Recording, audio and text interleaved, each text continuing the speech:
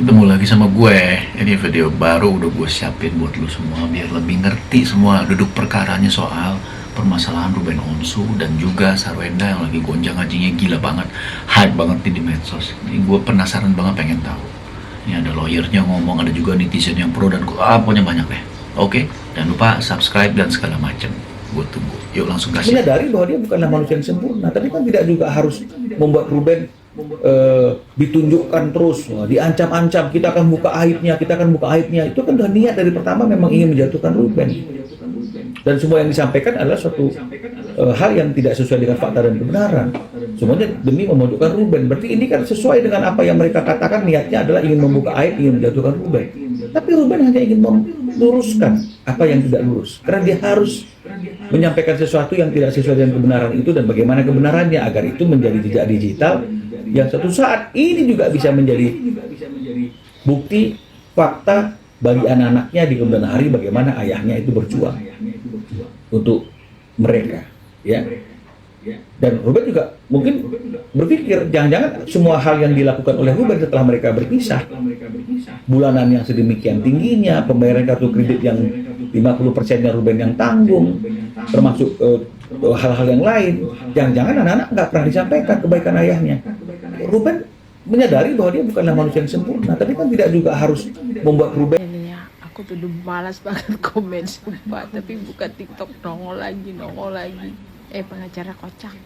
Siapa yang bilang itu aib? Lu sendiri yang bilang gitu. Pengacaranya sama kliennya sama aja, kocak, sama pendukungnya sama-sama kocak semua. Blunder kalian tuh. Udahlah. Tapi aku lebih fokus sama komen-komennya guys. Coba kalian baca komennya di situ. Ada yang komen kayak gini. Air mata set titik gua. Alamak, gua dipaksa keluar nih. Terus ada yang komen kayak gini lagi. Hah? Sarwenda sedikah? Terus yang paling ngakak itu ada yang komen kayak gini. Kasihan Sarwenda guys, dia juga udah berusaha keras untuk mengeluarkan air matanya.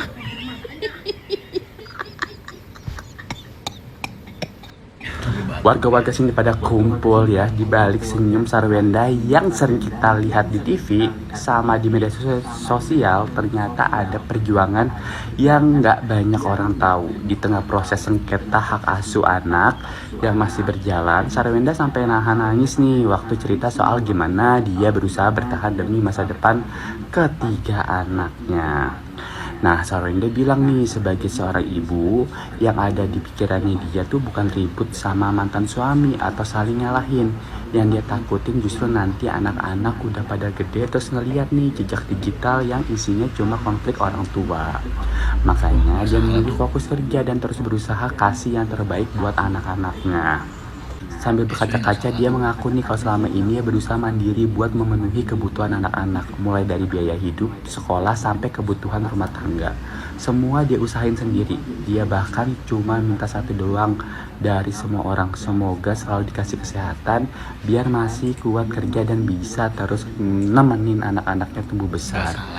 Nah, banyak yang akhirnya penasaran nih, emang sekarang Sarwenda kerja apa? Ternyata sumber penghasilannya bukan cuma dari dunia hiburan. Dia masih aktif syuting, jadi presenter, bikin konten digital, live selling, nerima endorsement, sekaligus ngurusin berbagai bisnis yang dia bangun sendiri. Mulai dari fashion, kecantikan, sampai kuliner.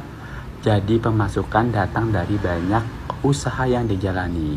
Di sisi lain nih, kuasa hukum Sarwenda juga nyebut nih, ya kalau sejak awal tahun kebutuhan anak-anak lebih banyak ditanggung Sarwenda, tapi kubu Ruben Onsu membantah tudingan ini dan mengatakan persoalan nafkah masih menjadi bagian dari proses hukum yang sedang berjalan. Jadi sampai sekarang masing-masing pihak masih punya versi sendiri, ya, dan semuanya masih menunggu keputusan pengadilan. Nah, kalau menurut warga-warga nih ya, di saat masalah rumah tangga masih berproses seperti ini nih, menurut lo pada nih yang paling penting itu membuktikan siapa yang benar atau siapa yang salah dengan fakta-fakta di pengadilan atau diumbar di media sosial.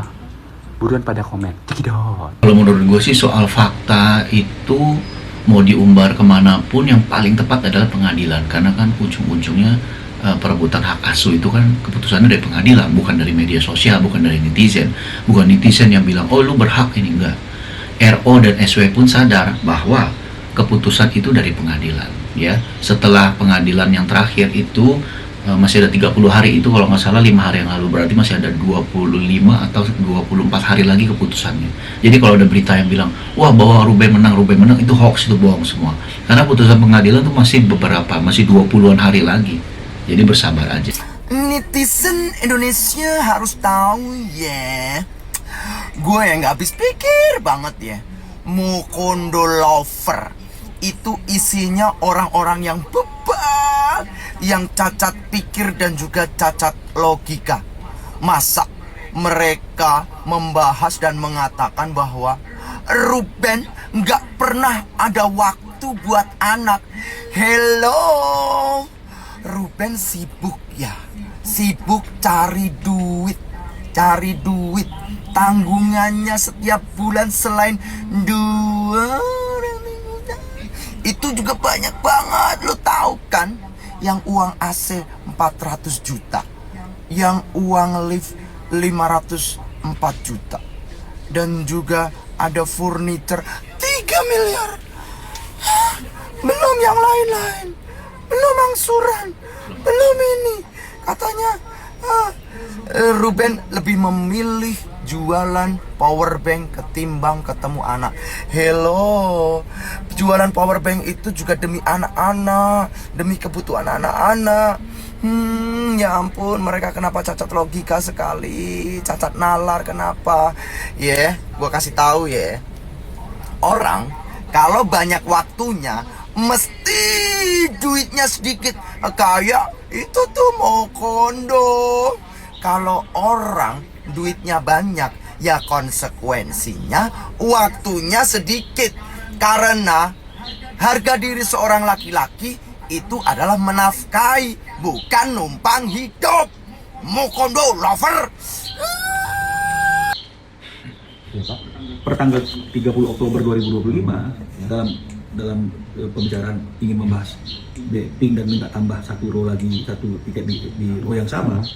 Ini sebenarnya sudah ini ya, sudah bicara tentang maaf ini rumah mau dilelang. Jadi sebenarnya sejak 30 Oktober 2025 dia sudah secara internal sudah bicara tentang lelang ya. Iya juga ya Pak. Kalau misalnya rumah itu mau dilelang di Oktober 2025, sekarang harusnya sudah dilelang, tapi masih terus banyak lelang-lelangan terus.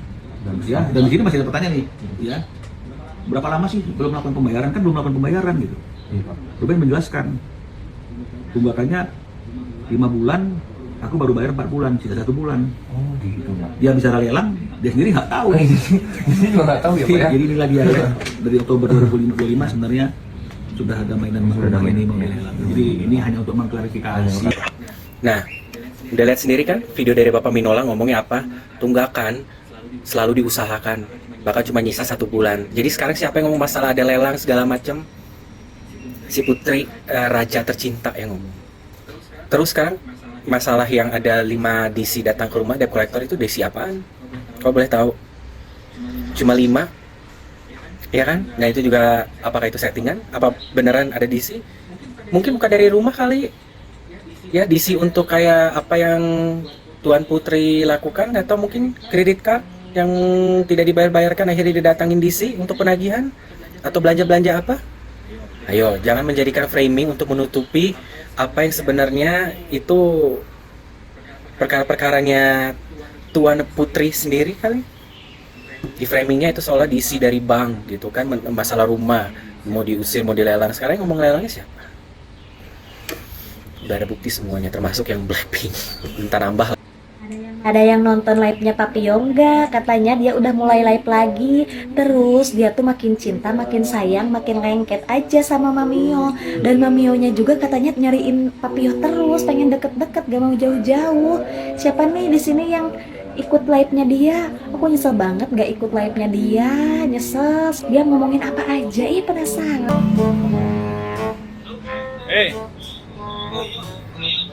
Lopo sendiri itu. Anehnya sih.